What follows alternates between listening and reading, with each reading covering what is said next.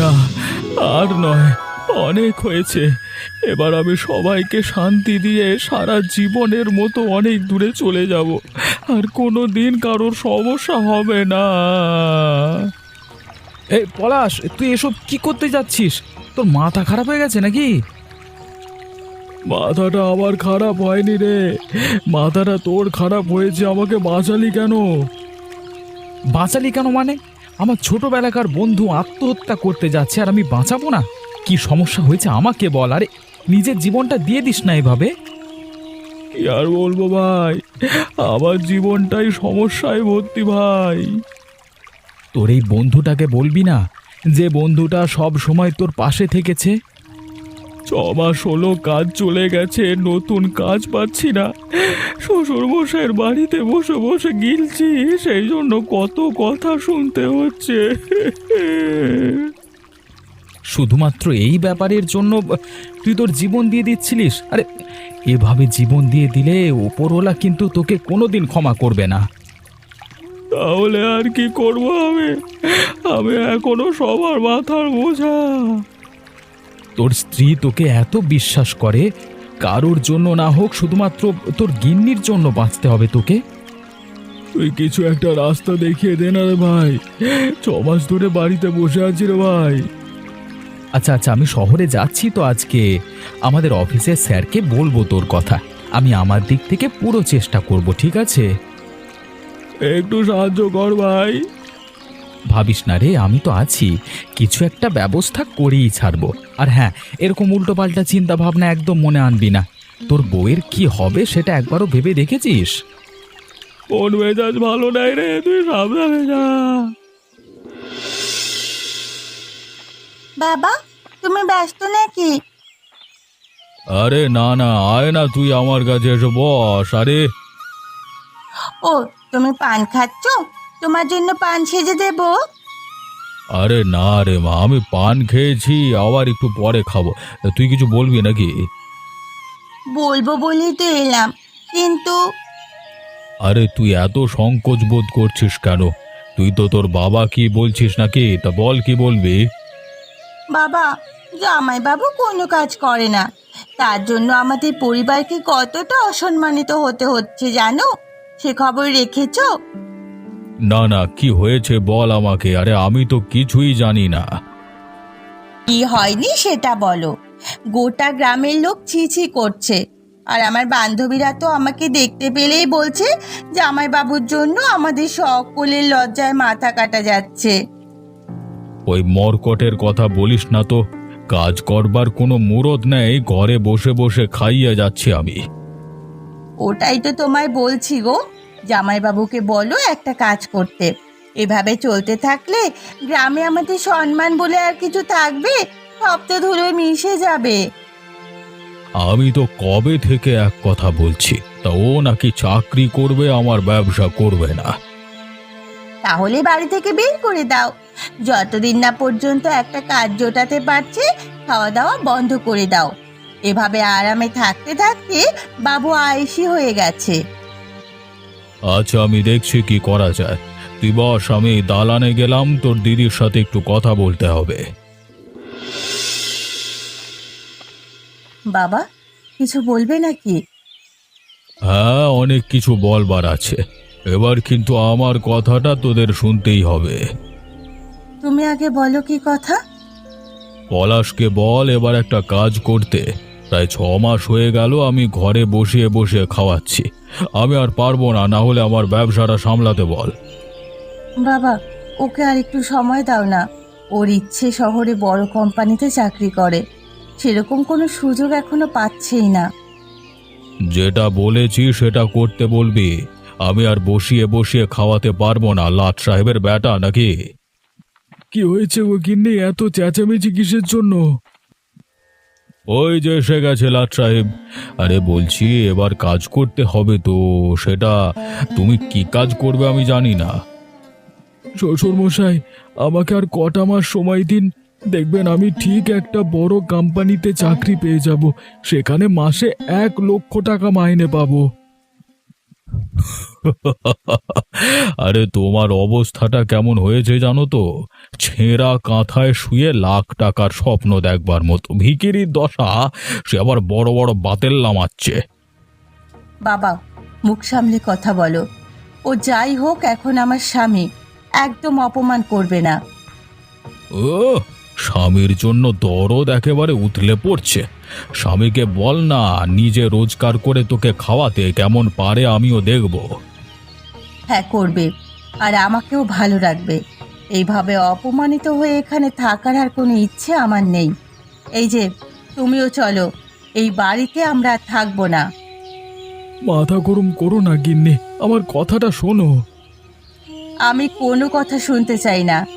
আমি আমার সিদ্ধান্ত নিয়ে নিয়েছি। তুমি চলো। হ্যাঁ হ্যাঁ, চলে যা। শেষ পর্যন্ত আমার কাছে আসতে হবে। ওই হারামজাদা আর অত মুরদ নাই যে তোকে খাওয়াবে, গেলাবে, কোটাবে। যা তো এখান থেকে, যত সব ঢং। বাবু, কি ব্যাপার, এত রাত্রে আমাকে হঠাৎ ডাকলেন যে? তোমাকে একটা কাজ করে দিতে হবে, তোমায় কিছুদিন আগে বলেছিলাম, মনে আছে?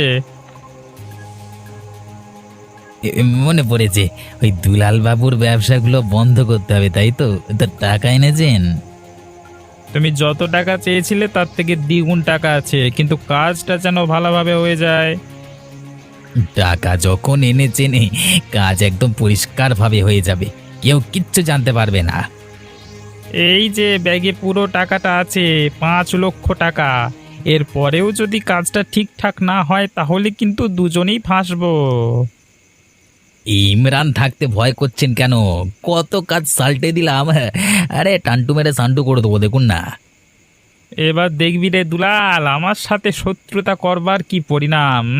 আমার থেকে বড় ব্যবসা, হ্যাঁ? তোর এতই অহংকার, এক রাতের মধ্যেই অহংকার ভেঙে চুরমার করে দেবো, মুচকে দেবো একদম। ওই কথায় আছে না, যেমন কুকুর তেমন মুগুর। ঠিক আছে ঠিক আছে, অনেক রাত হলো, এবার আমি বিশ্রাম করব, তুমি যাও কাজে লেগে পড়ো। ঠিক আছে, আসি তাহলে। ভালো থাকবেন। হ্যাঁ, কালকে সকাল সকাল আপনার কাজ হয়ে যাবে।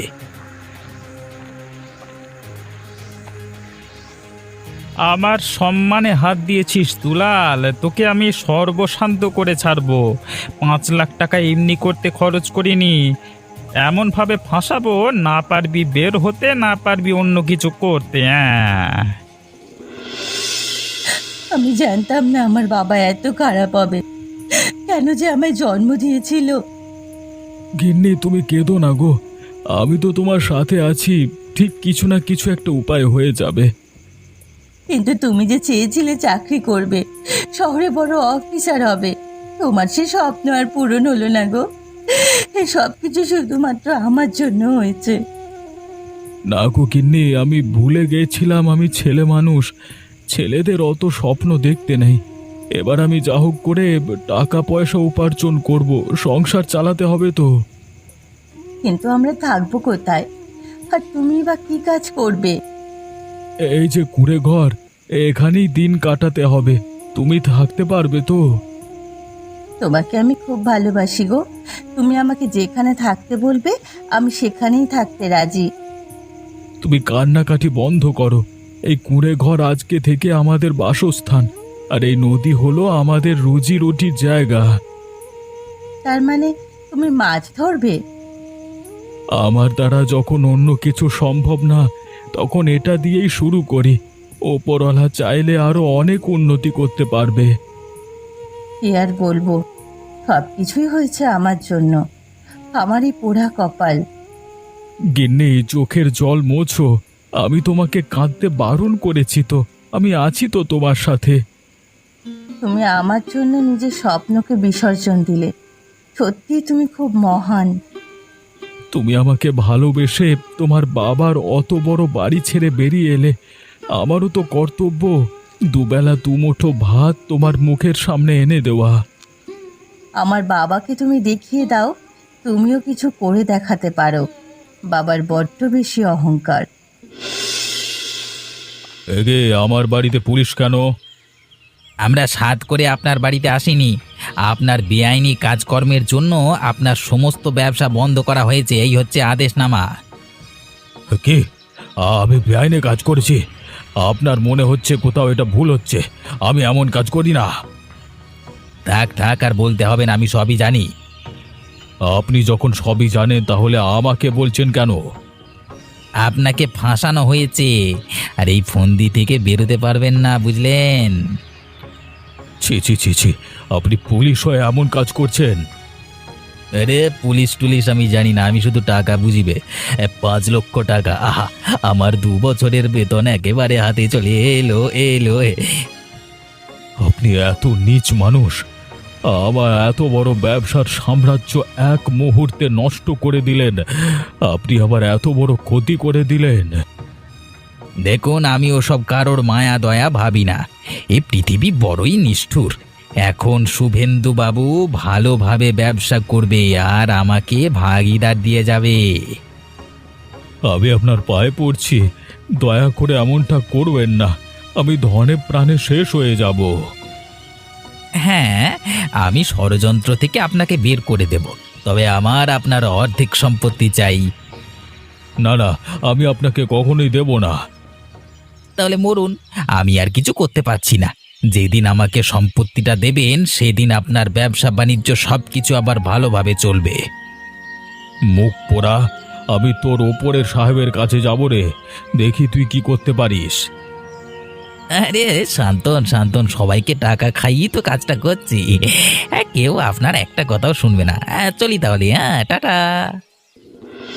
মাছ নিয়ে যান, তরতাজা মাছ, টাটকা টাটকা রুই, কাতলা, মৃগেল।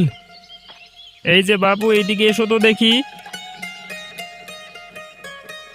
বাবু, আপনাকে কি মাছ দেবো বলুন?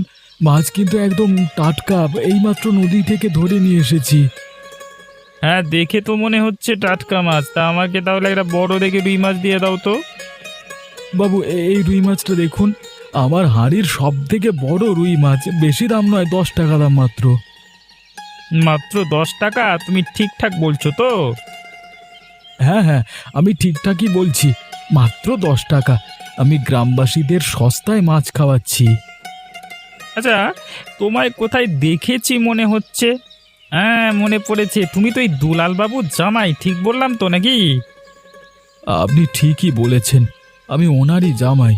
ওই যে আপনাকে এই মাছটা দিয়ে দিই। আরে মাছের কথা ছাড়ো, আগে বলো তোমার এই অবস্থা কি করে হলো? আমি তো শুনেছিলাম ওনার জামাই নাকি চাকরি করে। করে নয়, করতাম। চাকরিটা চলে যায়, তারপর তো 6 মাস বাড়িতে বসে। একটা ছেলেকে কি বাড়িতে বসে খাওয়াবে কেউ? তাই এসব করতে হচ্ছে। তোমার কথাবার্তা শুনে মনে হচ্ছে তুমি ওনার উপর ক্ষিপ্ত। কি বের করে দিয়েছে নাকি? দেখুন, এটা আমার ব্যক্তিগত ব্যাপার। এখানে আপনি কথা বলতে পারেন না। আহা, রেগে যাচ্ছ কেন? আমি তো জিজ্ঞেস করলাম রে বাবা। না, আমি বলতে ইচ্ছুক নই। আপনার মাছ কিনতে হলে কিনুন, না হলে আমি চললাম। না না, মাছ আমার লাগবে না। হ্যাঁ, বড়লোক শ্বশুরের জামাই নাকি সস্তায় মাছ বিক্রি করছে। বাবা বাবা বাবা, এটা তো তাজা খবর। হ্যাঁ, ওপরওয়ালা, তুমি আমার এত বড় ক্ষতি করে দিলে। কোনোদিন যে অসৎ পথে ব্যবসা করিনি, তারপরেও আমার এমন ক্ষতি হয়ে গেল। এখন আমি কোথায় যাব, কি করব?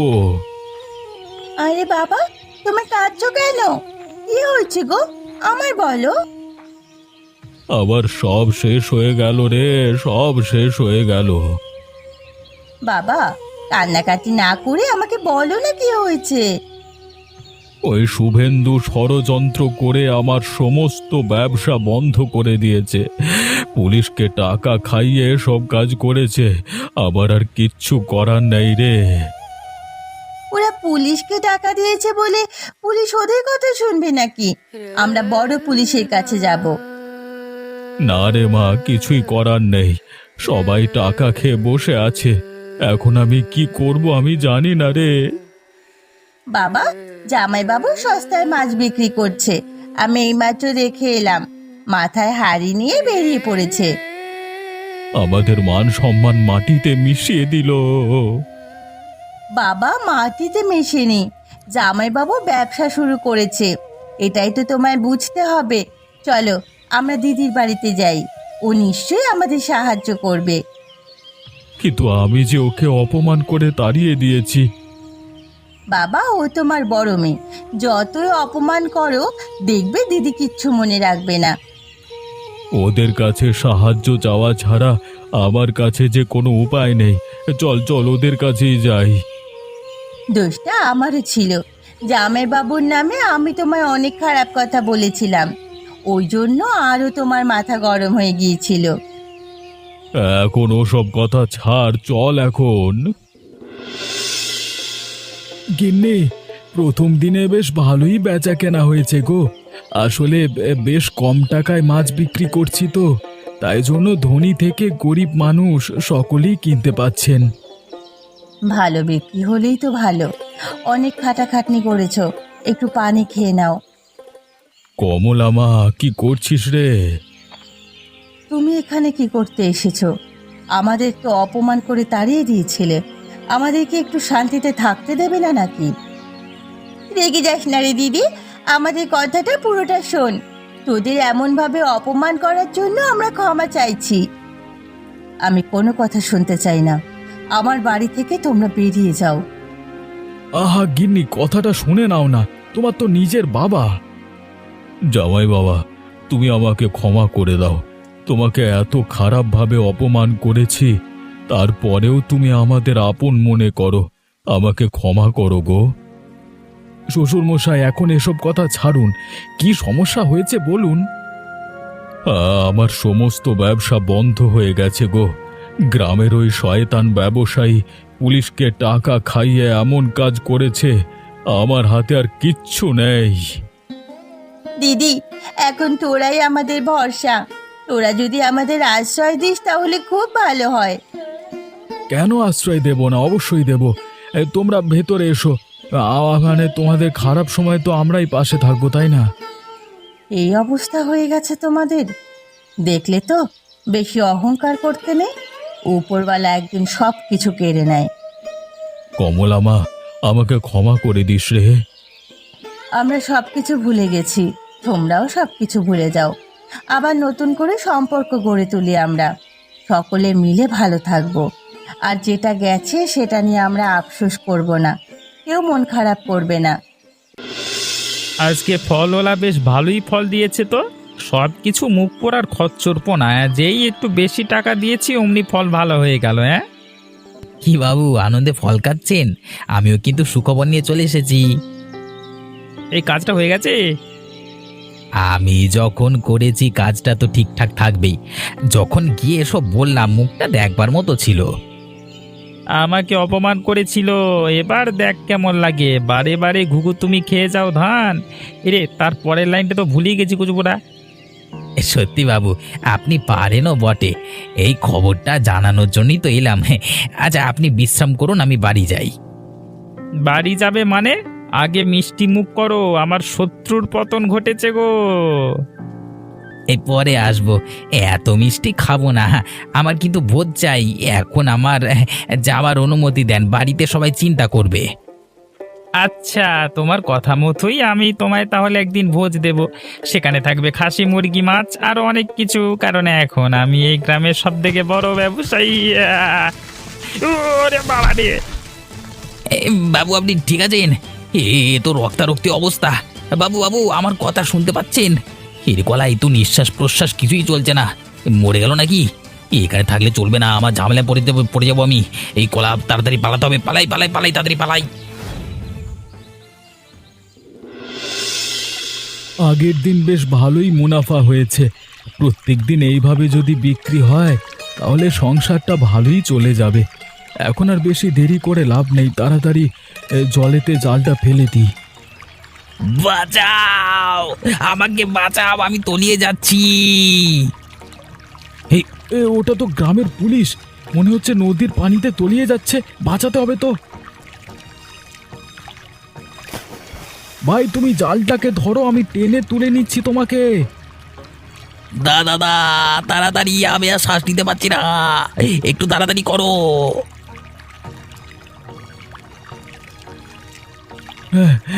এখন আপনি ঠিক আছেন? কোনো অসুবিধা হচ্ছে না তো? শ্বাস প্রশ্বাস নিতে একটু কষ্ট হচ্ছে। আমার প্রাণ বাঁচানোর জন্য অসংখ্য ধন্যবাদ তোমায়। একটা মানুষই তো আর একটা মানুষকে বাঁচাবে, এটাই মানুষের কর্তব্য। আচ্ছা, আপনি তো এই দুলাল বাবু জামাই, ঠিক ধরেছি না? হ্যাঁ, আপনি ঠিকই ধরেছেন। এখন আমি এ কাজ করি, আপনি এখানে দাঁড়িয়ে দাঁড়িয়ে কথা বলবেন না, বাড়ি গিয়ে বিশ্রাম নিন, আপনার বিশ্রামের প্রয়োজন। শ্বশুর মশাই, আমি এত বড় ক্ষতি করলাম আর জামাই আমার প্রাণ বাঁচালো, কেন যে আমি ক্ষতি করতে গেলাম? দাদা, কি ভাবছেন কি? তাড়াতাড়ি বাড়ি যান। এই তো যাচ্ছি যাচ্ছি, আপনি ভালো থাকবেন। হ্যাঁ।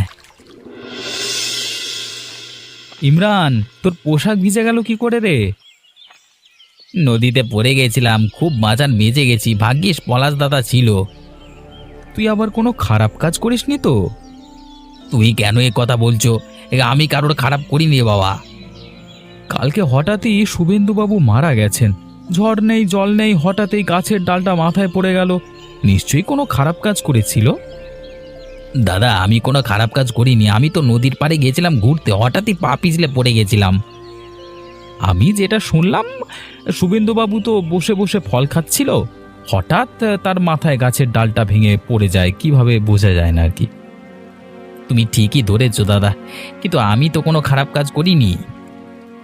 আরে, খারাপ কাজ করিসনি তো তাহলে ভয় পাচ্ছিস কেন? ভয় পেয়ে কি হবে তাই? হ্যাঁ দাদা, তুমি কি শহর থেকে ফিরছো নাকি? হ্যাঁ, কদিন আগে গিয়েছিলাম, একটু কাজ ছিল, এই ফিরছি। আচ্ছা, তুই যা তাহলে, এসে খবরটা পেলাম বলে তোকে বলে দিলাম। সত্যি তো, রফিকুল্লা তো কিছু ভুল বলেনি, শুভেন্দুবাবু খারাপ কাজ করেছিল বলেই মনে হয় হঠাৎ মারা গেলেন, ওপরওয়ালা ওনাকে শাস্তি দিয়েছেন। না না, আমি এরকম শাস্তি পেতে চাই না, তার আগে গিয়ে ক্ষমা চেয়ে নি। বাবা, তোমার ব্যবসা ভালো চলছে তো? এই নতুন শুরু করেছি তো, মোটামুটি ভালোই লাভ হচ্ছে, সংসারটা চলে যাবে। সংসার চলে গেলেই হবে, এর থেকে বেশি কিছু আশা করো না। ওপরওয়ালা সব দেবে, কিন্তু যখন কেড়ে নেবে তখন সহ্য করতে পারবে না।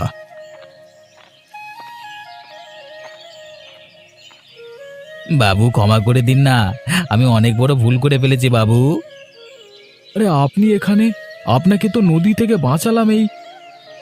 আমাকে আমি আমি আমি অনেক বড় ভুল করে ফেলেছি, আমাকে ক্ষমা করে দিন বাবু।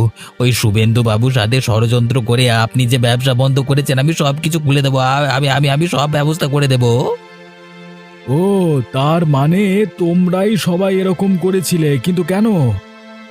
শুভেন্দু বাবু আমাকে টাকা দিয়েছিল, বাকিটা তো সবাই জানে, কিন্তু আমি ক্ষমা চাইছি। ওপরওয়ালা আমাকে শাস্তি দেওয়ার আগে আমি নিজের ভুল নিজে শুধরে নেবো ভাই। বাহ, তাহলে তো খুব ভালো কথা, নিজের ভুল নিজে বুঝতে পেরেছো। আপনি একবার বলুন আমায় ক্ষমা করেছেন, দেখবেন আমি সব থেকে সৎ পুলিশ অফিসার হয়ে যাব। ঠিক আছে, ক্ষমা করলাম। আমি আজকে বুঝতে পেরেছি ভুল কাজ করবার পরিণতি কি হতে পারে।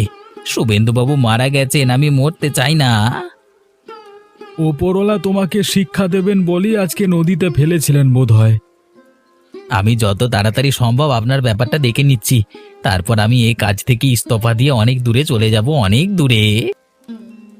আরে আরে, এত উত্তেজিত হয়েও না, আমি তোমাকে ক্ষমা করে দিলাম তো। আপনি ক্ষমা করেছেন, ওপরওয়ালা করেছেন কি কি করে জানবো? দরকার নেই বাবা, আমি আমার পরিবার নিয়ে অনেক দূরে চলে যাব, অনেক দূরে। আরে, আমার কথাটা শুনে যাও। আর এক মুহূর্ত দেরি করব না, আমি যত তাড়াতাড়ি সম্ভব গ্রাম ছেড়ে চলে যাব, এটাই আমার উচিত শিক্ষা হবে। দরকার হলে আমার পরিবারের পেট চালানোর জন্য পলাশবাবুর মতো সস্তায় মাছ বিক্রি করব, তবু আর খারাপ কাজ করব না। আমি সারা জীবনের মতো গ্রাম ছেড়ে চলে যাচ্ছি। বন্ধুরা, এমনই মজার মজার গল্প আরও দেখতে আমাদের চ্যানেলটিকে সাবস্ক্রাইব করতে ভুলবেন না।